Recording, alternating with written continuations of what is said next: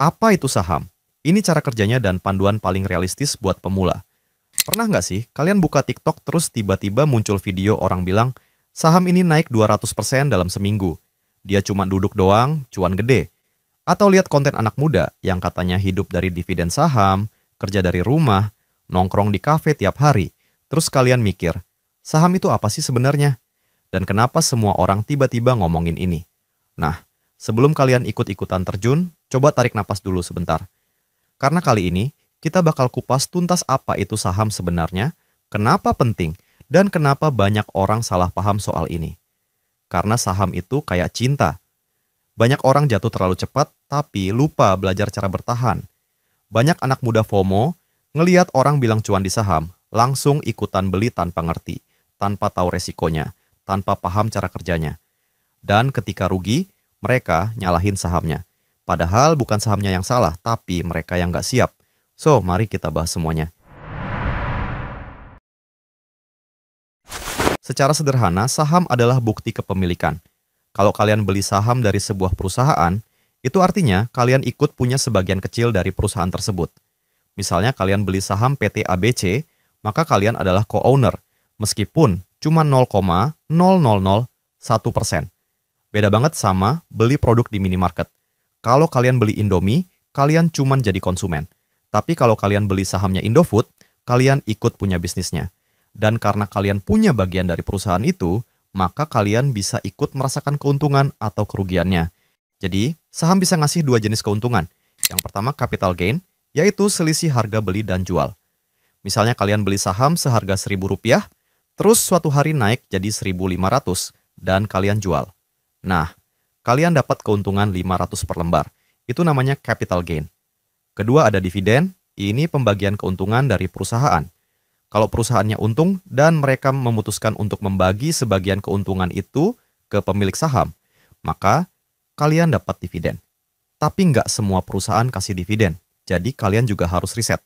Analoginya, saham itu kayak beli tanah. Bayangin kalian beli sebidang tanah di lokasi strategis. Kalian bisa tunggu sampai harganya naik, baru jual. Atau kalian sewain ke orang dan dapat penghasilan rutin. Nah, saham juga gitu. Kalian bisa tunggu harga naik yang disebut capital gain atau dapat pembagian hasil yaitu dividen. Bedanya, saham itu liquid, bisa dibeli atau dijual hanya lewat HP. Nggak perlu notaris, nggak perlu nunggu bertahun-tahun. Tapi kenapa kok banyak yang rugi? Nah ini penting, banyak orang rugi karena mereka masuk tanpa belajar. Mereka pikir saham itu jalan pintas untuk kaya cepat. Padahal saham itu adalah alat, bukan jaminan sukses. Kalian tahu kan, obeng itu alat buat buka sekrup. Tapi kalau dipakai buat buka baut roda mobil, ya nggak bakal bisa. Sama kayak saham. Kalau salah pakai, ya bukan cuan yang didapat, tapi luka. Jadi sebelum kalian buka rekening saham, sebelum kalian beli apapun, edukasi dulu, baru investasi. Tanyakan dulu ke diri kalian sendiri. Kalian beneran ngerti cara kerjanya, atau cuma FOMO? Saham itu bukan musuh, tapi juga bukan jimat keberuntungan. Kalau kalian ngerti cara kerjanya, saham bisa jadi kendaraan buat bantu kalian capai tujuan keuangan. Tapi kalau kalian asal nyemplung, saham bisa jadi jebakan yang mahal. Sekarang kita lanjut ke pertanyaan yang jauh lebih penting, yaitu, kalau saya pemula, harus mulai dari mana? Dan gimana sih sebenarnya saham itu bekerja? Karena banyak orang yang cuma taunya saham itu bisa bikin kaya. Tapi lupa satu hal penting bahwa kalau salah langkah, saham juga bisa bikin jatuh miskin. Jadi, saham itu bukan koin ajaib yang harganya naik karena hoki. Saham bisa naik dan turun karena ada faktor-faktor besar yang mempengaruhinya. Seperti kinerja perusahaan. Kalau perusahaan yang kalian beli, sahamnya tumbuh, untung, dan terus berkembang, maka nilainya makin tinggi. Lalu ada kondisi ekonomi, inflasi, suku bunga, krisis global. Semua itu bisa mempengaruhi harga saham. Dan ada juga faktor psikologi pasar. Kadang bukan karena logika, tapi karena panik, karena FOMO, karena rumor. Dan ini sering bikin harga bergerak liar. Nah, lalu gimana cara buat mulai investasi saham yang tepat? Jadi, langkah pertama kalian bukan langsung download aplikasi dan store duit. Langkah pertama yang harus kalian persiapkan adalah pahami tujuan kalian dulu. Saham itu bukan buat semua tujuan. Kalau kalian butuh uang 3 bulan lagi buat bayar kuliah, saham bukan tempatnya karena saham itu fluktuatif. Saham cocok untuk tujuan jangka panjang, minimal 3 sampai 5 tahun ke depan. Kalau kalian mau beli rumah 10 tahun lagi, atau pensiun 30 tahun lagi, barulah saham bisa jadi kendaraan jangka panjang yang powerful. Kedua, cek kondisi keuangan kalian. Sebelum kalian beli saham, pastikan tangga dasar finansial kalian udah aman. Seperti dana darurat, nggak punya utang konsumtif yang membebani, pengeluaran udah stabil, dan ada uang nganggur tiap bulan. Kalau belum sampai tahap itu, fokus dulu ke keuangan pribadi. Kalian belum perlu buru-buru investasi kalau belum punya dana darurat, masih dikejar-kejar utang konsumtif, pemasukan kalian masih minus setiap bulan. Investasi itu dilakukan bukan saat kalian butuh uang, tapi saat kalian punya uang nganggur yang udah nggak kepake buat kebutuhan dasar. Karena investasi pakai uang yang masih dibutuhkan itu bukan investasi, tapi spekulasi. Ketiga, pilih sekuritas dan buka rekening. Sekarang buka rekening saham itu mudah. Banyak sekuritas yang bisa daftar 100% online, cukup dari HP. Carilah sekuritas yang terdaftar di OJK, fee jual beli wajar, dan aplikasi yang gampang digunakan. Lalu apakah bisa langsung belajar baca laporan keuangan? Atau gimana? Buat pemula, nggak harus langsung jago analisa laporan keuangan. Kalian bisa mulai dari investasi di saham blue chip, yaitu perusahaan besar, stabil, dan sudah dikenal.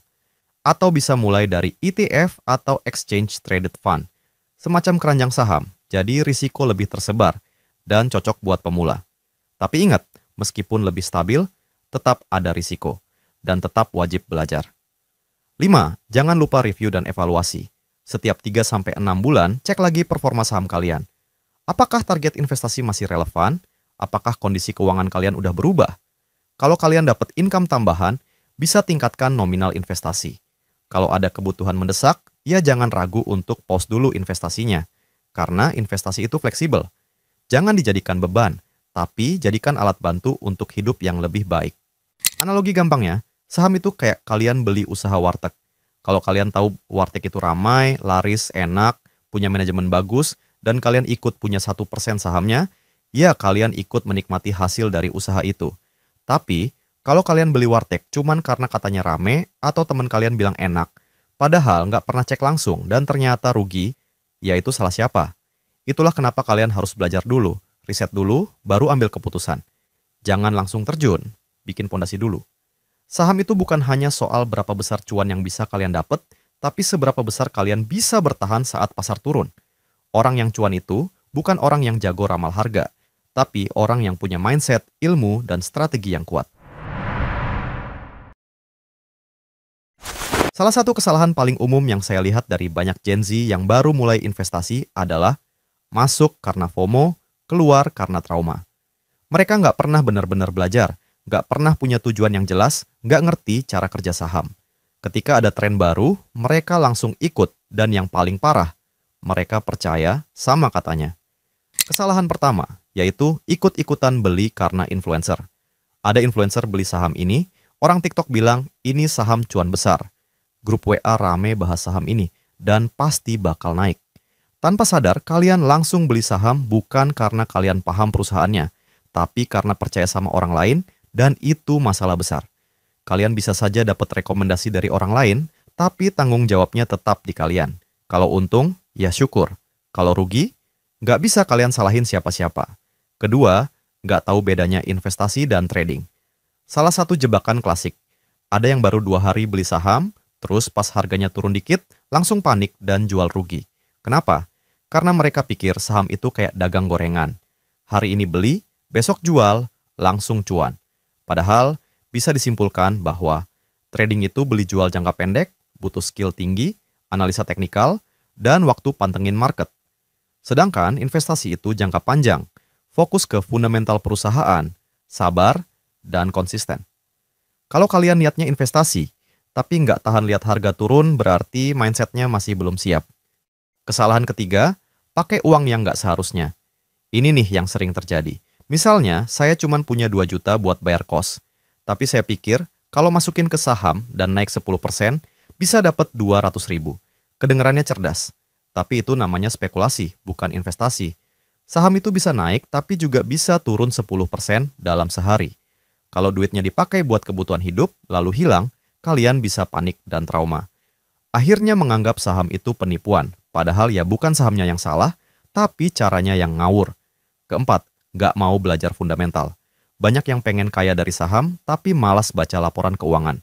Nggak ngerti apa itu ROE, EPS, NPM, atau valuasi.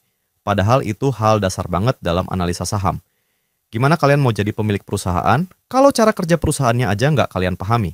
Analogi gampangnya, kalian beli mobil karena kelihatan keren, tapi nggak tahu mesinnya rusak. Dan begitu mogok, kalian salahin mobilnya.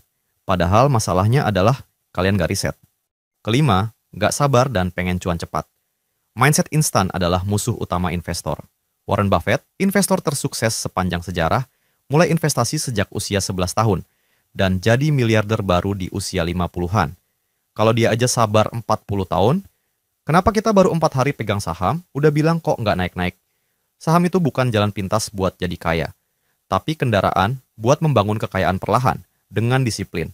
Bangun mindset, bukan cuman portofolio. Saham itu powerful, tapi juga berisiko. Dan yang bisa bikin selamat bukan hanya seberapa canggih aplikasi kalian, tapi seberapa kuat mindset dan ilmu kalian.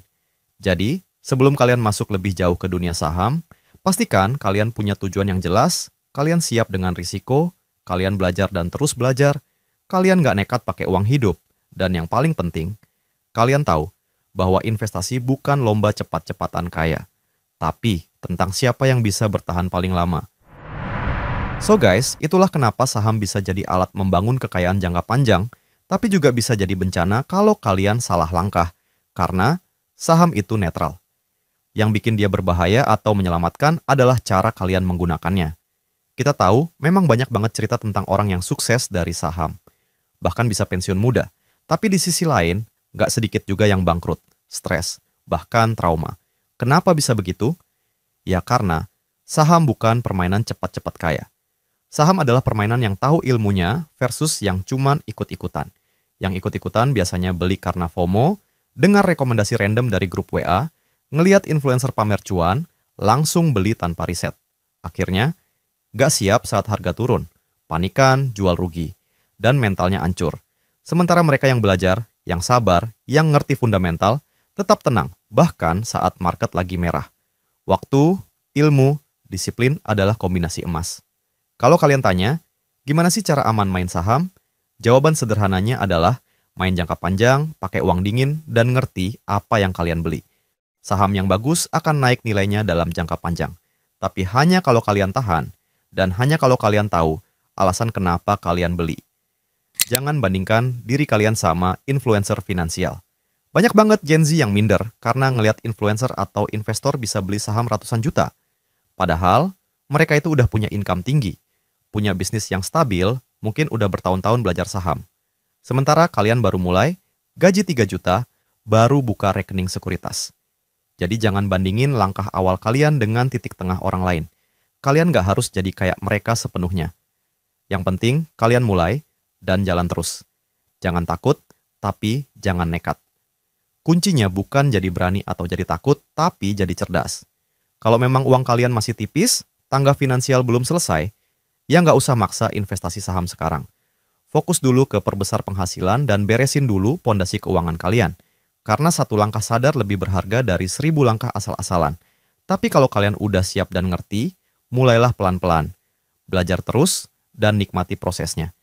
Saya Cuan Gen Z untuk Gen Z Education.